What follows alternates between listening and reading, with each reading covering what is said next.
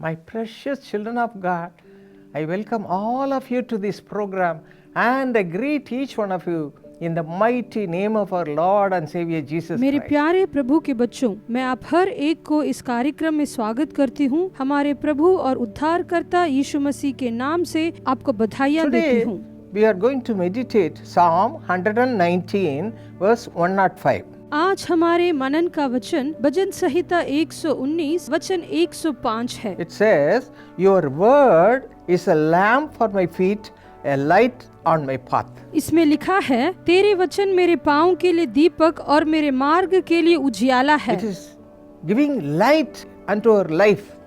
वह हमारे पाँव और जीवन को दीपक देता है।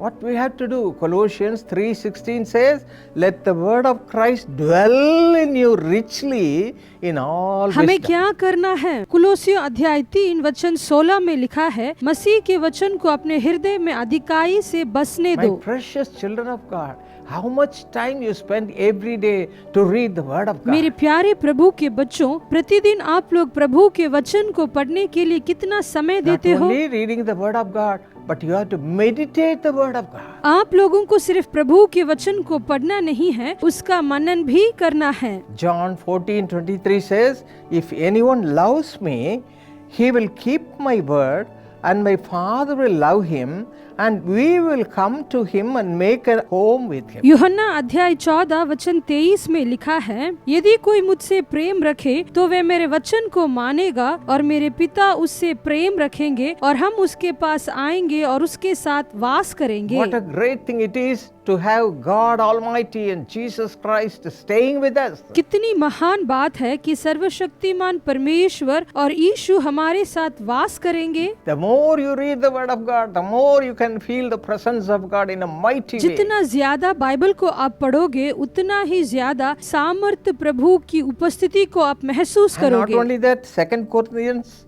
chapter 6 verses 7 and 10 says, By the word of truth as sorrowful, yet always rejoicing. You may be sorrowful, but you will be rejoicing by reading the word of God. सिर्फ वही नहीं, दूसरे कुरिन्थियों का पुस्तक अध्याय 6 वचन 7 और 10 में लिखा है कि सत्य के वचन से और शोक करने वालों के समान परंतु सर्वदा आनंद करते हैं। आप लोग शोक के साथ रहते होंगे, लेकिन प्रभु के वचन को पढ़ते ही आप आनंद हो जाओगे।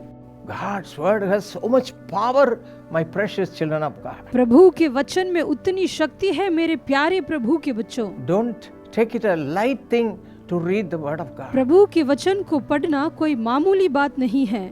Every morning, every day, you have to read as much as you can. You have to eat the word of God. प्रति भोर को प्रतिदिन जितना वचन आप लोग पढ़ सकते हो उतना पढ़ना है, उतना वचन खाना है। And through that we will receive lot of blessing. और उसके जरिए हम बहुत सी आशीषों को पाते हैं। John 16:24 says, यूहन्ना 16:24 में लिखा है, Until now you have asked nothing in my name, ask and you will receive, that your joy may be full. अब तक तुमने मेरे नाम से कुछ नहीं मांगा, मांगो तो पाओगे ताकि तुम्हारा आनंद पूरा हो जाए।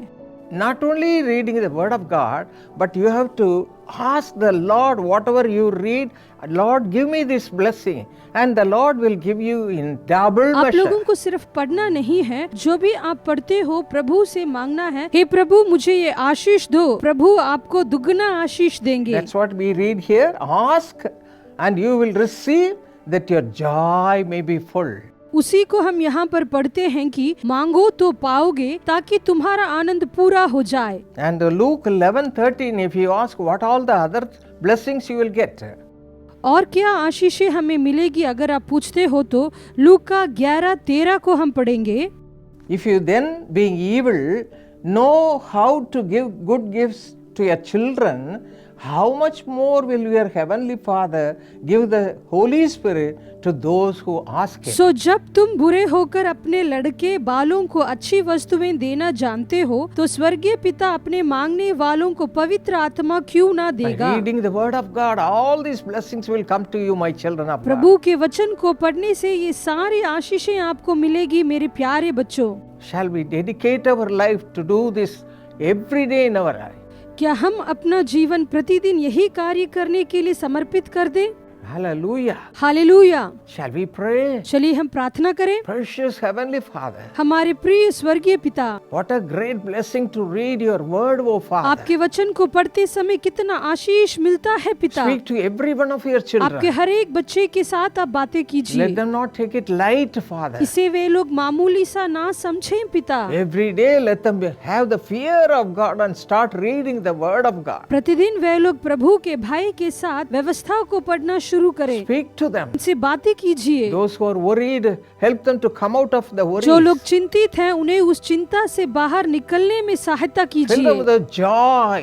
उन्हें आनंद से भरिए। Bless them, उन्हें Lord. आशीष कीजिए In Prabhu. Jesus' name we pray. यीशु मसीह के नाम से प्रार्थना करते Amen. हैं, आमीन। Your sorrow will turn into joy.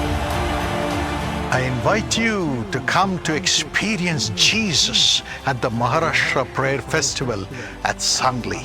मैं आपको न्योता देता हूं कि आप महाराष्ट्र प्रेयर फेस्टिवल में आकर प्रभु यीशु मसीह का अनुभव करें सांगली में। Bring all your friends, relatives, अपने सारे मित्रों और रिश्तेदारों को लेकर आइए and the members of your family. और अपने परिवार के सदस्यों को भी। Jesus will walk amongst us as we pray together. और जैसे हम एक साथ प्रार्थना करेंगे, प्रभु यीशु हमारे मध्य में चलेंगे फिरेंगे। He will look into the heart of everyone who comes to the meeting. उस सभा में आने वाले हर एक व्यक्ति के हृदय को वो देखेंगे And he will lay his hands upon you. और वो आप पर अपना हाथ रखेंगे And he will fill your heart. और वो आपके हृदय को भर Do देंगे miracles. कि चमत्कार करें Answer your prayers. और आपकी प्रार्थनाओं का उत्तर दें, Fill you with the Holy Spirit. आपको पवित्र आत्मा से भर दे। You will go back with hope and a great power to shine in the world. आप संसार में बड़ी आशा और बड़ी सामर्थ के साथ में जाएंगे कि आप दुनिया में तेजोमय हो जाएं। मेरा ये कान का सामने में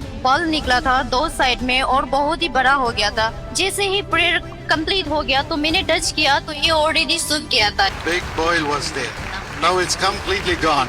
Each night will be different. हर एक रात बिल्कुल अलग होगी। One night we will pray for the young people. एक रात को हम जवानों के लिए प्रार्थना करेंगे One night for the families. और एक रात को परिवार के लिए प्रार्थना करेंगे One night for everyone. और एक रात में सब लोगों के लिए प्रार्थना करेंगे। Those in business, जो लोग व्यापार में हैं, those serving the Lord, जो प्रभु की सेवा कर रहे हैं and those who are used in the higher levels of the nation. और जो देश के ऊंचे पदों पर उपयोग किए जा रहे हैं। Come all the 3 days आप तीनों दिन आइए and receive Jesus और यीशु को ग्रहण कीजिए, स्वीकार कीजिए and every blessing he has for you. और उसने आपके लिए रखी हर एक आशीष को प्राप्त कीजिए। महाराष्ट्र प्रार्थना उत्सव सांगली में तारीख है मार्च 13, 14 और 15, शाम 5:30 बजे। जगह है Kaulapur airport ground, Tasgaon, Sangli road, Sangli, taluka Miraj, Sangli जिल्हा 416306, महाराष्ट्र।